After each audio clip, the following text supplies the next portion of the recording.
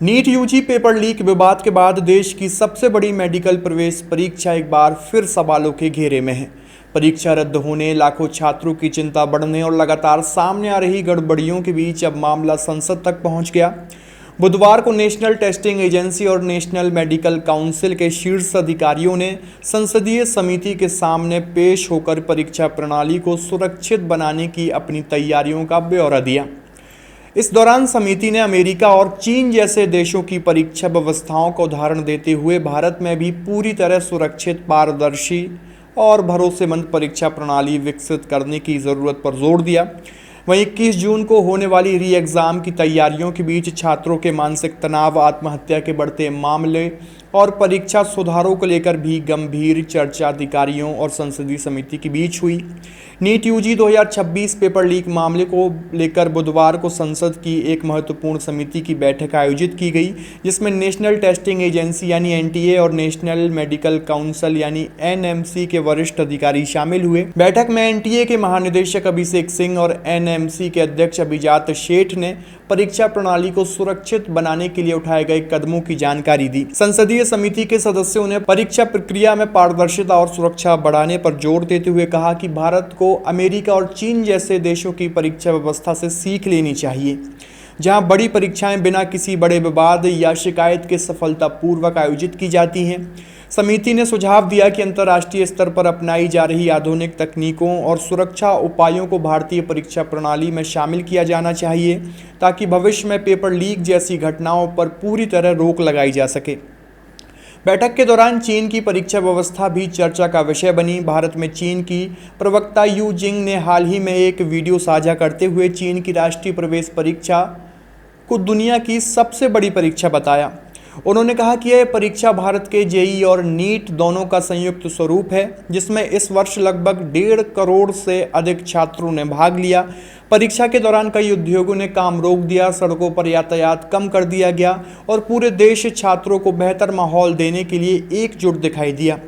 संसदीय समिति ने कुछ सदस्यों ने भी इस उदाहरण का उल्लेख करते हुए कहा है कि भारत में भी छात्रों को परीक्षा के दौरान तनाव मुक्त और सुरक्षित वातावरण उपलब्ध कराने की दिशा में गंभीर प्रयास किए जाने चाहिए। नीट यूजी पेपर लीक विवाद के बाद यह तीसरी संसदीय समिति थी जिसके सामने शिक्षा मंत्रालय, स्वास्थ्य मंत्रालय, एनटीए और एनएमसी के अधिकारी पेश हुए।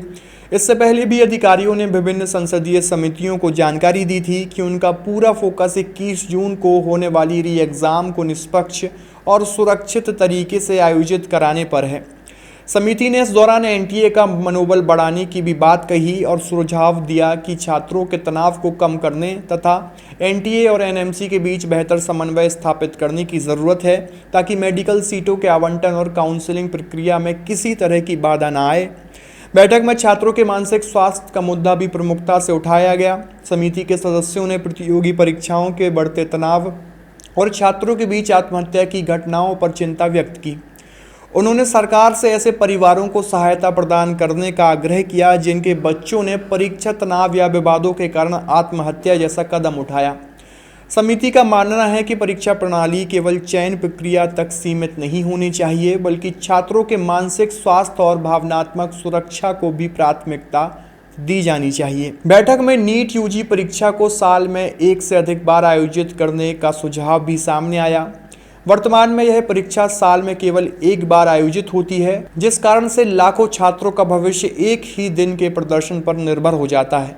समिति के सदस्यों ने सुझाव दिया है कि परीक्षा वर्ष में 2 या 3 बार आयोजित की जाए, जिससे छात्रों को अधिक अवसर मिल सके और किसी तकनीकी या अन्य अप्रत्याशित समस्या का उनके करियर पर स्थायी असर न पड़े। हालांकि यह मांग नहीं की गई कि वर्ष 2018 में तत्कालीन केंद्रीय मानव संसाधन मंत्री प्रकाश जावड़ेकर ने भी एनटीए द्वारा जेईई मीन्स और नीट यूजी साल में 2 बार आयोजित कराने की घोषणा की थी, लेकिन यह व्यवस्था कभी लागू नहीं हो सकी। वहीं 2023 में एनएमसी ने यह कहते हुए प्रस्ताव को अव्यावहारिक बताया था कि सभी मेडिकल सीटों का आवंटन एक ही केंद्रीकृत काउंसिल प्रक्रिया के माध्यम से किया जाता है। गौरतलब है कि नीट यूजी 2026 परीक्षा 3 मई को देश के 551 शहरों और विदेश के 14 परीक्षा केंद्रों पर आयोजित की गई थी, जिसमें लगभग 23 लाख उम्मीदवार शामिल हुए थे। एनटीए के अनुसार 7 मई को परीक्षा में गड़बड़ी की शिकायतें सामने आने लगी थीं, जिसके बाद मामला केंद्रीय एजेंसियों को सौंप दिया गया था। बढ़ते विवाद के बीच 12 मई को परीक्षा रद्द कर दी गई थी और 21 जून को दोबारा परीक्षा आयोजित करने का निर्णय लिया गया। इस पूरे मामले की जांच फिलहाल सीबीआई कर रही है और अब तक 13 लोगों को गिरफ्तार भी इस पूरे मामले में किया जा चुका है। जांच एजेंसियां पेपर लीक के पूरे नेटवर्क और इसमें शामिल लोगों की भूमिका की पड़ताल भी कर रही हैं। नीट यूजी देश की सबसे महत्वपूर्ण मेडिकल प्रवेश परीक्षा मानी जाती है। इसकी शुरुआत वर्ष 2013 में हुई थी और इसके माध्यम से देश भर के सरकारी तथा निजी मेडिकल कॉलेजों में एमबीबीएस, बीडीएस, आयुष और नर्सिंग जैसे पाठ्यक्रमों में प्रवेश दिया जाता है। एम्स और जीआईपीएमईआर जैसे प्रतिष्ठित संस्थान भी इसी परीक्षा के माध्यम से छात्रों का चयन करते हैं। वर्तमान में देश में 1 लाख से अधिक एमबीबीएस और 27,000 बीडीएस सीटें उपलब्ध हैं। ऐसे में नीट परीक्षा की विश्वसनीयता और पारदर्शिता केवल लाखों छात्रों के भविष्य से नहीं बल्कि देश की स्वास्थ्य व्यवस्था से भी सीधे जुड़ी हुई है। यही वजह है कि 21 जून को होने वाली री एग्ज़ाम पर पूरे देश की नज़रें टिकी हुई हैं। आपकी इस पूरी खबर को लेकर क्या राय है, कमेंट बॉक्स में अपनी प्रतिक्रिया भी दीजिए और देखते रहिए सबकी खबर। शुक्रिया।